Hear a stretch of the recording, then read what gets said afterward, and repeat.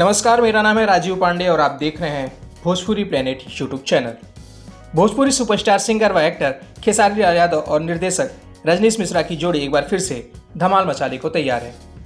जी हाँ, खेसारी लाल यादव और निर्देशक रजनीश मिश्रा की जोड़ी ने लंदन में एक फिल्म का निर्माण किया है, जिस फिल्म का नाम है प्यार तो होना ही था। बता दें कि भोजपुरी फिल्म प्यार तो होना ही था में खेसारी लाल यादव और साउथ की सुपरस्टार अभिनेत्री सहर आफ्सा मुख्य भूमिका में नजर आने वाली है। आपको बता दें कि खेसारी लाल यादव और सहर आफ्सा स्टारर भोजपुरी फिल्म प्यार तो होना ही था एक रोमांटिक लव स्टोरी होने वाली है, जिसे लंदन की खूबसूरत लोकेशन पर फिल्माया गया है। बता दें कि भोजपुरी फिल्म प्यार तो होना ही था के प्रोड्यूसर हैं अभय सिन्हा, निशांत उज्ज्वल और प्रशांत जमुवाला। वहीं इस फिल्म के डायरेक्टर हैं रजनीश मिश्रा।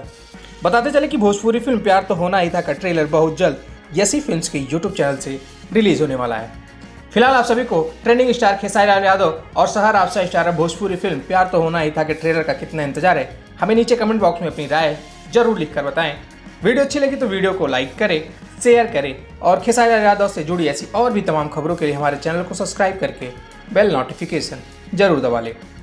शुक्रिया।